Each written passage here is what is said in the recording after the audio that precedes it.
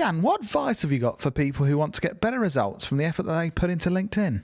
I have got a lot of advice, and this episode is going to be sharing all of that advice. Good. Is it good advice or just lots? So we're going for quantity over quality? No. Well, actually both. And the reason I honestly think this is probably going to be one of the most value-adding episodes we've ever done, because I think that becomes less impactful when we say at the start of every episode. No, we don't say at the start of every episode, though. Okay. I'm honestly saying this because Richard van der Blom, what a name, by the way, recently did an incredibly comprehensive report, an algorithm report, analysed over 10,000 posts, and I've got some stats to share with you, but he's put together this 57-page report which has so many useful tips and advice on how you can improve your LinkedIn presence, grow more on LinkedIn, get more business from LinkedIn.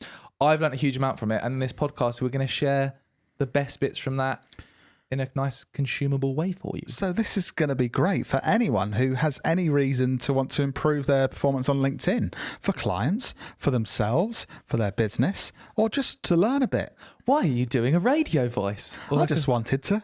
I don't know, really. I just thought I would. Do you know what I like about this? What? Turning off the radio voice. Yeah. That it's data. It's a report based on data. Yes. There's so many people on LinkedIn and on the internet in general spouting.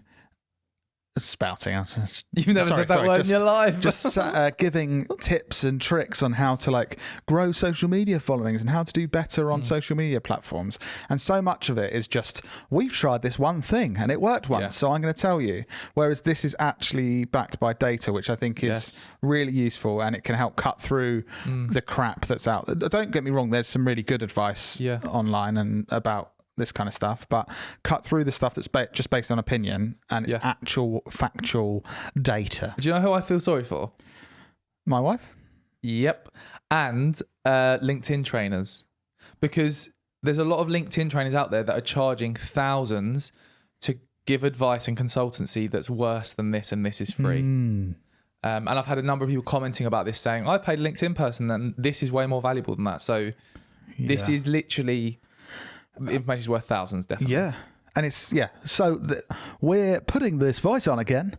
We're finding this valuable information for you listeners, and we're getting it right into your ears and in your brain, free of charge. Why are you doing that? I don't know.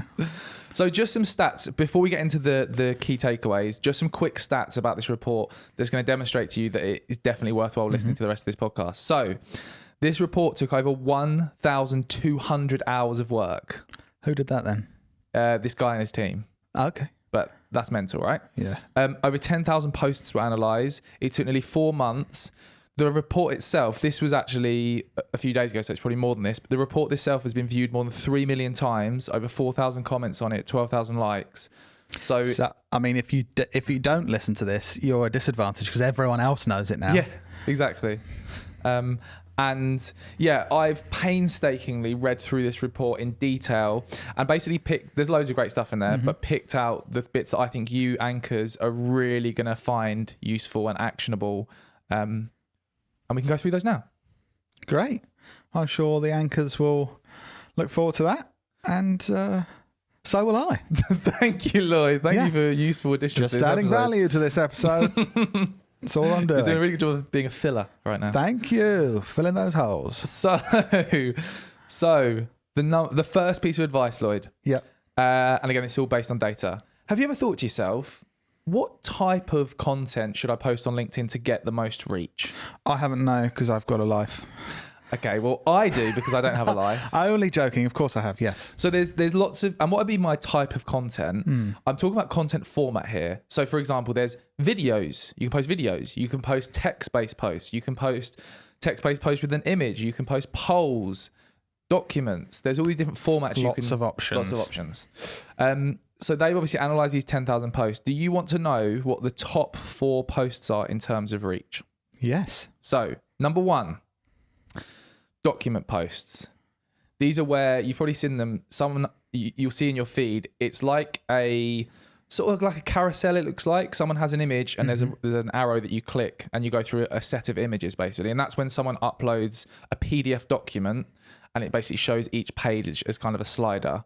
Now, posting documents according to this report allows you to get 2.2 to 3.4 times more reach than a standard text-based post.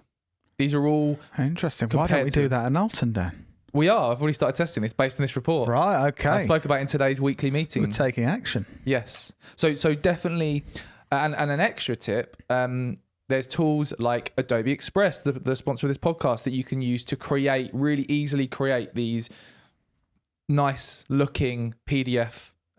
So for example, the one I tested this week, I actually did some screenshots of some tweets I'd done and made them look very pretty. So if you wanted to try one of these posts for the first time, you could find the link around this podcast episode to sign up for Adobe Express, and you could have a go. We didn't even mean to plug them there, but we have. Because, yeah, there you go. Interesting. Next one. So document posts, definitely start trying those. The next one, polls. Apparently, polls get 2.1 to 2.9 times more reach than a text-based post. Now, polls are slightly controversial because I don't know how controversial do you think they are? Very, not very, or slightly? Very. So polls are, I don't know if you've seen in your feed, Lloyd, but lots of people use polls and they just ask stupid questions that they know the answer to try and drive engagement. Like, what's your favorite color? Like that's a bit of an exaggeration, but it's that kind of thing, like, you know. But what I would recommend is actually try and do some market research to find answers to questions you actually want answering as a business. Like, for example, if you are looking at a new color for your packaging for your food bar, why not ask your audience, like, do you prefer if it was this color, or this color? That would actually be useful. You're What's laughing a food bar? I meant like a guy walked into a food bar. He said, like "What color should I have for my packaging?" You like a granola kind of. What do you call them? Like a health bar sort of thing. You know, like there's those ones that are really crumbly as well. Those cereal bars, cereal bar. Like that? Okay, thank you, cereal bar. Anyway, so definitely try and do some more polls, but make them useful. The third one, and this is new, carousel posts. This is a new type of post that you can create that gets 1.8 to 2.3 times more reach. And finally, the next one, top one, is text and multiple picture posts. So you get 1.2 to 1.6 times more reach. And I've definitely seen this myself when uploading a number of images. You can look at my recent LinkedIn activity if you want to see examples of how we do this. But yeah, they're the top four. Can I take this one step further for our anchors listening? Because you said like 3 million people look to this data. Yes. I want to give them even more of an advantage over all those people that have seen this. Go for it. So to use this data effectively, I'll see what you think of this, Dan. But I personally think you need to go one step further and think of two things. So how much time do these different types of posts take me?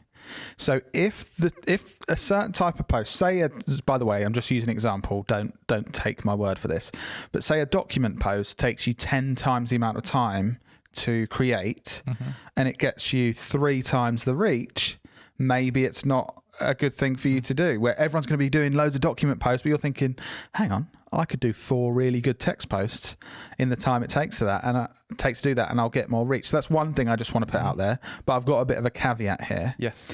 The other thing I think people should think about when they're looking at this data is, how are these types of posts helping them achieve their goals or communicate what they need to for the business? This is such a good point. So you might have listened to my first thing about time and thought, well, I'm not going to do a document post then, because it says it's going to get 2 to 3 times the reach, but it takes 10 times the time.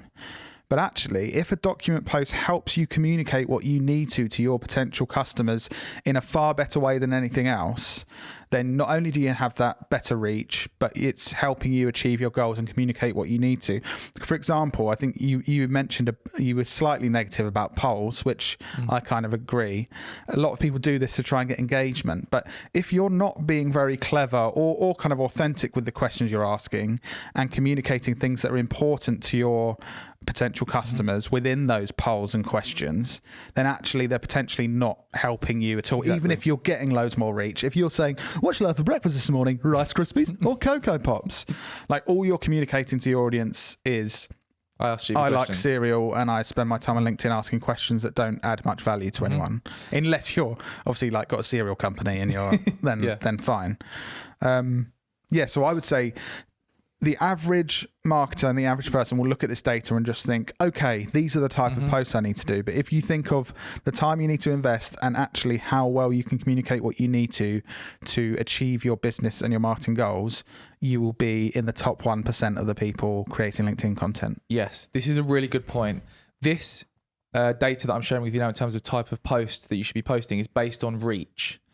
The other really important thing that you've said, Lloyd, is that reach doesn't necessarily just convert customers. Like a stupid poll isn't going to convert customers. But the interesting thing here, and someone commented on this, but video's not on here, Dan. What do you think about video not being on there? We literally create tons of videos. Yeah. Oh no, this means that we shouldn't make any videos on LinkedIn. No, videos are the most powerful way to communicate and trigger emotion in people, and triggering emotion gets people to take action. So like, definitely you should be including, my ultimate advice is try these different post types, but also try the other post types as well that aren't mentioned here, and don't just judge success on reach. Like for example, we've produced case study videos where it's me sitting at a table talking through how we've generated millions of pounds of revenue in a campaign. They're not the most exciting of videos that everyone's commenting and going, oh my God, this is hilarious, tagging all their friends. And reach isn't always great either on those. And reach isn't always great because not everyone's engaging with it. But they're the kinds of videos where we get a message saying, I just watched your case study video. I work for X brand. I want to have a conversation with you about how you can do that for us. Yeah. So don't just judge this based on reach. Reach is important, but also is it helping you achieve your ultimate goal? Because the reason at Knowlton we quite often outperform most other marketers and other agencies with content that we create for clients is because we don't just look at, oh, that gets more reach, do that. It's also thinking of the objective, what you're trying to achieve.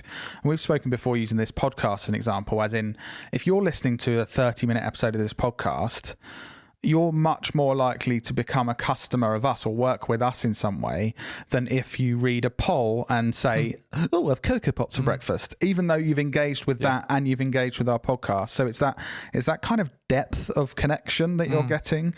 So yeah, I think this really helps you anchors get the most value from this report, taking it to that next level and analysing this stuff. Yeah. And this is another point of understanding data. When you're tracking your performance, don't just take the numbers you see in your report, whatever tool you use. We use a tool called Dash This for performance reporting. Don't just take that number as that's it. Oh, that number's higher than that number, so that's better. Like Lloyd said, a download of this podcast is, and someone, you guys listening to this for 20, 30, 40 minutes is way more valuable than 1 million people clicking on a poll on LinkedIn. Yeah. Do you know what I mean? And I would say if you're working with a marketing agency or freelance or anything, and they're kind of showing you this massive reach because you're doing loads of polls and you're doing loads of carousel posts, look a bit further. If you're really happy with the results that you're actually trying to achieve, your goal might be to just get more reach. And if that's the goal, then fine. But do look further than that. Sometimes, like Dan said, I would turn down millions of views on a post or at certain types of video, or millions of people saying have Cocoa Pops compared to something like 500 people watching one of our case study videos or the videos where we talk through how we work, because I know those people are interested in working with us and we're communicating what we need to convince them to work with us and that kind of thing. So yeah, I think like you said, using this data really cleverly really is going to put you above. Give you an advantage. Yeah.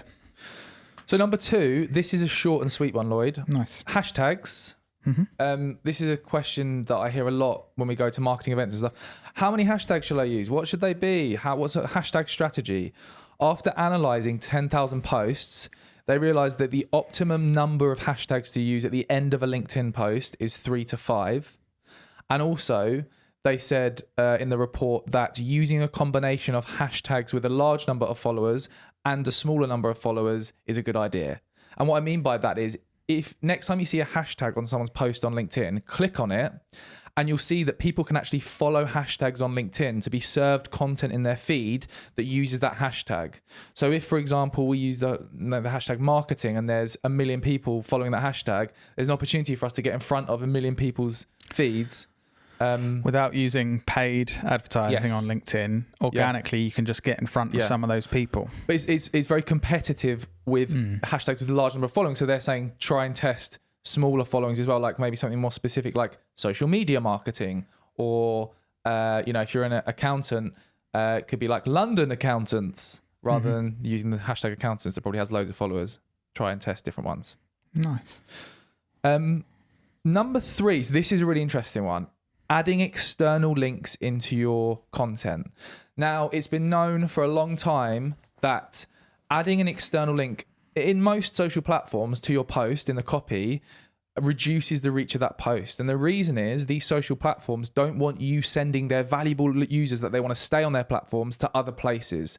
So the way they get around that is they make the posts where there's links in them reach less people and they perform worse. However, like we all know, we all want to send people to different places. Like most people do. Like, for example, us, if you're seeing this video clip on LinkedIn or somewhere, we want you to listen to this full podcast, and we have to link to the full podcast, which is hosted on our website. So you may be thinking, how can I add a link into a post with it having the least negative impact on reach? And there's 4 different approaches you can use, and I'm going to tell you which is the most effective. And there's some data around this which makes it even more interesting. This is a simple one as well, as in we said before, there's these other things to consider here. I think with this one, all you need to consider, this is basically a tactic. It's doesn't affect anything else. It's all you need to think about is what gets you in front of most people or least people with these kind of tactics. So it's simple. Yeah. So I'll do the 4 in the worst thing to do to the best thing, and the last one will be the thing you should be doing, but just to give you insight. So just simply adding a link into the copy of a post reduces the reach by 55 to 60%, which is a significant amount. So definitely don't do that. Just adding a link in and posting it. The next worst thing to do, does that make sense? Is to use a picture and add a clickable link. So you may have seen this now. It's a fairly new feature. When you have images and even videos you're uploading from your phone, there's an option to add a clickable link, which looks very similar to like a link sticker that you see on Instagram stories. Marketers, you'll know what I'm talking about. So it's just a clickable link on an image. This is fairly new. If you do that, that reduces reach by 25%. Still quite a lot. The third way, which we used to do this, is to add a link in the comments. So in the copy of your post, you'd say whatever you want to say about the video that you're posting or the post, and then say, if you want to see the full podcast or link to our website or link to our case study, click the link in the comments, and then you'd comment yourself on your post with the links. Originally, that used to kind of get around the platform thing of looking for links, because it'd be like, oh no, it's just a comment. But now, obviously, not so much. However, that did get annoying for people on LinkedIn, because when other people comment, that can get lost in the comments, and it's actually more challenging to find the link, and you're adding an extra difficult step for people to click the link. So that approach reduces reduces reach by 20%. And which reduces risk? None of them reduce risk. So this is the final one that you should be doing based on their research. So this final approach only reduces reach by 10%, which is actually not bad considering you're sending someone somewhere else. Now, what you do here Easy for you to say. is, tongue twister, is you post your LinkedIn post without adding any link. Post it, make it go live. Brilliant. It's up there and it's on. But how will we get people to somewhere we want them to go? Well, what you do, Lloyd, is you wait 5 or so minutes so that the algorithm can do its thing. And then you go in and edit the post and add a link afterwards. So it's clever. So it sort of tricks the algorithm to thinking, this is a good post that hasn't got a link. I'm going to send it to loads of people. And then you go in and add the link. So something with that, the first people that see it, there won't be a link there. Yes. But that's probably a minor inconvenience to get an overall better result. Yeah. And I guess final piece of advice, again, take all of this with a pinch of salt. Try each of these different methods yourself and see what works best for you. And with any of this advice, try different things and see what works for you. But this is what they found analysing 10,000 posts that works best. Yeah. And this is what we're doing now. And things can change in the future, but right now this gives you the best chances. Next thing, number 4, is with your content, focus on quality and quantity. Both. Yes. Okay. So, and I've got some reasoning behind this, some data to back this up. So they found that when you post more than once within 18 hours, like your posting frequency, more than once within 18 hours, the average reach of each post can drop from 15 to 30%. So for example, if you were to post twice within 18 hours, each of those 2 posts, the average reach would drop 15% each. Okay. If you were to post 3 times within 18 hours, the average reach per post would drop by up to 30%. So you're still getting more reach, This but is the obviously point. for the work you're putting in, you're getting less, if you know what I mean. This is the point. So take that as you will. My sort of understanding of that and what I'm doing is I'm still posting more. Like now I'm probably posting 2 to 3 times every 18 hours because show off. yeah, the combination of all of that reach is better than just posting once every 18 hours. And also, like we mentioned, Lloyd, there's more value than just the reach here. If you're posting a case study and then like an entertaining video that's going to get more reach and then something else, you're helping the different parts of your strategy rather than just... I suppose the people that this makes most sense to think about is, say you're only going to post 3 or 4 times in a week, and maybe the way your schedule works and stuff, you tend to be like, you post them all in one day and then you don't post for a week. That you could change your strategy there and just go, okay, I'll write the posts, or I'll prepare them, and then actually I'll just take 5 minutes in the morning and post one daily, and that for the same amount of work you'd get a lot more reach there. So if you're posting minimal amount of times, but you kind of are doing it in short bursts, maybe you could change strategy there to get better reach. Yes. Okay. And number 5, this is another important one, company pages. So traditionally, company pages have got less, like significantly less reach than when posting on a personal profile. And this is still the case, right? However, this year, engagement on company pages grew by 15%. Okay. Now, in line with that, reach on company pages continues to decline. However, the percentage of people engaging with posts is increasing. So less people are seeing content from company pages, but more people are engaging. Okay. So I think there's an opportunity here, and we've started posting more on our company page. There's an opportunity to be creating more content on your company page to drive further engagement. And he set out 7 key content pillars that you should be focusing on. What? I've got some data. 9 out of 10 times someone says pillars, it's really boring. Well, okay. Well, I'll do it fairly quickly then. Huh? This is interesting, Lloyd. Okay. It's interesting to me, but I don't know. Maybe just don't call them content pillars. Okay. Can we just call them? Let's redo that. So this guy found 7 really good content, amazing styles. Amazing content styles. Cool. Nice. I want to hear them now. Yeah. So okay. The first one, personal stories. And we've actually found this on our LinkedIn company page. We were literally talking about this morning in our weekly meeting. Yeah. We analyze our performance. When we post about company culture and talk about our amazing team and what's going on with the team, more people engage. And it kind of makes sense because if you think of other human beings on the platform, they like see a human being and they're like, oh, that looks interesting. I can relate to that. Some people don't value these posts. Like, so we, the ones that are more like, we had bakery roulette that we play in the office sometimes. What's bakery roulette? Like, come on, you can't say it and not explain it. You might want to take this on, guys. This is a real good tip for any business. Bakery roulette, I should really do it once a week. I do it about once every 2 months. But you say you've got 20 people in your office. You go to a bakery and you say, hello, lovely bakery person. Please give me a variety. Yes, baker or bakeress. That's still a baker, isn't it? You're going to bake that ass. Oh, dear. So can I have 20 bakery items, please? So you might get 3 sausage rolls. You might get a couple of sandwiches. You might get a variety of different cakes. Bakewell tart, that's something we get sometimes. And then you all take a bag, all take a bakery item that's in a little paper bag that will be recycled. Yep. And you take a look at your item without letting anyone see, and then you choose to stick or twist. If you're sticking with your original item, you get out the circle. If you twist, then you stay in the circle and you pass your bakery item to the left and get past another one. Have a look at it, and you continue this until everyone wants the item they've got. Obviously, if you're at the end, normally there's a couple of disappointed people that just no one else wants to play with them, and they've just got like a iced bun finger or something that like only costs 50p. Yeah. I got a cheese roll last Friday, which is quite nice. Which, interesting, no one wanted. But Dan saw it as a win. So that's good. Anyway, so we had a video of our team playing bakery roulette. You might be thinking, why? What's that going to do that's good for my business? Because I don't want just showing people eating bakery items. But just to, I want to put this out there because I feel like people judge this type of content. So benefits.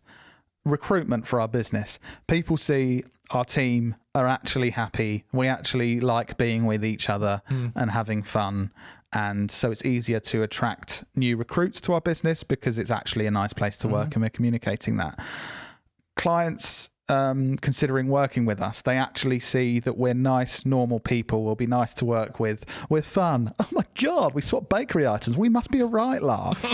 So it's all that type of thing that it's small things, but it's once you're posting several times a day like we do on different places, people are constantly getting hit with these little nuggets of information like, oh, they seem like genuine people. Oh, it looks fun there. Oh, they seem to like each other. Oh, they're smiling. Oh, they're gradually getting heavier while they eat more bakery items. All these little things to communicate. So personal stories. The next one, thought leadership. You adding opinion on things that are going on in your industry. So I'll give you an example of how I did this last week, and it got over 20,000 views on LinkedIn. It did really well. The whole thing about Brewdog being the anti-sponsors of the Qatar World Cup. I did a post because everyone was talking about it, thinking about it. I did a post with my opinion on it, and it did really well. So there's a way of improving this even further. Yes, do thought leadership posts where you're commenting on things. If you can tie that in with something that's very relevant and timely, like things that are going on in the world right now, again, it adds another element of encouraging more people to engage with it because it's in other people's minds. Number 3, product service related content. Number 4, industry related content. Number 5, events. 6, employer branding. And 7, social responsibility. I guess what I did find slightly sort of odd about that final one, social responsibility, is don't just post stuff about social responsibility if it's not something you actually care that much about. Don't just like social responsibility washing where you're like, oh, this is a good topic, so we're going to say good stuff. I think with all of this, it's that horrible word of authenticity. Like if you're thinking I've got to do some thought leadership, but actually you're not the sort of person that it really passionately like has an opinion on these things and stuff. I guess don't just think I have to do that. Right. Oh, events is one of them. I'll just make up an event. Yeah. You've got to think what's actually relevant to you and that will perform better. Again, it's using this data to your advantage. So, okay, there's 7 different, not pillars because pillars are boring, but 7 amazing content styles. 3 of them aren't relevant at all for the sort of stuff that we're doing, but 4 of them are. Let's focus on those. How can we make sure we have 1 of these type of posts every single week, or 1 every day, or 2 every day, depending on the size of your organization? Can I give one bonus tip that I've started actioning this the last couple of weeks, and it's instantly improved the reach and engagement on all of my content. Once you there's a whole thing around posting content. That's a tiny part of your LinkedIn strategy. Proactive engagement, I'd say, is actually more important than your content strategy. And there's never any reports on this, is there? No. Or like, oh, guides to do this. And what I mean by proactive engagement is you adding comments and starting conversations on other people's content in addition to replying to people on your own content. Because you never see like analytics or data on this because it's in other people's analytics and data. And so the clever thing about this, why this works, the way part of the way LinkedIn's algorithm works is it's trying to establish who on the platform you have some form of relationship with. I don't mean like dating relationship. I mean like some kind of connection with. And it's got millions of pieces of data it looks at for that. And, if it sees you commenting and going back and forth in conversation with other people on the platform, not just on comments on their posts, messages within DM messages, they actually had some data in the report that showed that when you're having when you're messaging someone on the platform, the person you're messaging will see one of your latest posts in their newsfeed, because and it makes sense. LinkedIn's like, oh, they're messaging each other. They must like to see each other's content in their feed, right? So something that I've started doing is, before I post anything, I will go through my newsfeed and add 3 or 4 meaningful comments on other people's content that's relevant, that's to do with what I give a shit about, to do with marketing or business. And then I'll post my post, and then I'll probably add a few more comments on other people's content. Now, what that does is, think about this logically. Once I've posted something, LinkedIn's going to think, who should we show this to? Dan's actually having conversations with other people. What are you laughing at? No, LinkedIn's voice. LinkedIn goes, Sorry. You know what I mean? Who should we post this to? Exactly. LinkedIn's thinking, who should we share this with? Let's share it with the people who Dan or Lloyd or Knowlton as a company is interacting with already. And I'd probably say this is one of the biggest pieces of advice on the platform. If you want to grow on LinkedIn, engaging and proactively engaging with people who are your ideal customers, who are in your target market, is a really important thing to do. I think that's something that's missed by 99% of people trying to achieve various objectives on LinkedIn. Yeah, definitely. Nice. One other final one. I won't go into all of the detail, but basically switch on LinkedIn creator mode, because it's proven to enhance everything basically that you do on LinkedIn. Can anyone do that? Anyone can do that. And it's in your settings. There's a few like benefits you get from switching on creator mode. You can add a 30-second video as your profile picture. You get to display 5 different hashtags below your headline on your profile, so people can see the type of topics you talk about, and it helps you get more reach. Instead of a connect button on your profile, it's turned into a follow button. Also, your profile's feature section is placed higher on your profile. And the activity section features your post instead of your engagement activity. There's a whole range of... and also something else which is really good. It enables you to create your own LinkedIn newsletter, which we do with the Friday Club, which is a weekly newsletter you can send. The really clever thing about this, no one really knows about this. When you create a LinkedIn newsletter, right? A LinkedIn newsletter is basically an article on LinkedIn that you say to LinkedIn, I'm going to create one of these a week or one of these a month. And you create that once a month and click send or publish. The first time you do this, every single one of your connections will get notified to say, Dan Knowlton has just published his first newsletter. Do you want to subscribe to this? So it's a way of getting in front of every single one of your connect. There's no other way you can do this. It's like a cheat code to get a notification for free. Everyone, yeah. Obviously, you don't want to end up being spammy and just sending a newsletter a day and pissing people off, because then it'll be pointless, because then they won't want to look at it. But yeah, that's just a huge LinkedIn hack that I recommend doing. Great. So yeah, final kind of call to action here that I really recommend you should all do. Go and look at the full 57-page report. It's how would we find this? So the easiest way to do this is to just search Richard van der Blom. So Richard Van, like a van that you drive, Der, Blom, Blom, and go on his profile and just scroll down to recent activity, and you'll see his recent post where he shares this. I've also shared it on my profile as well.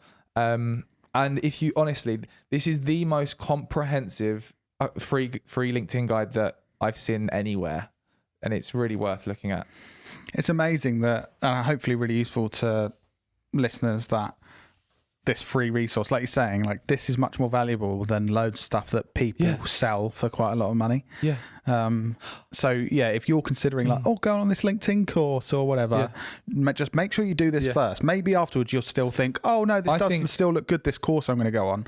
But you can learn so much from this for free. I think a lot of people that will be creating LinkedIn courses will be using this to create it.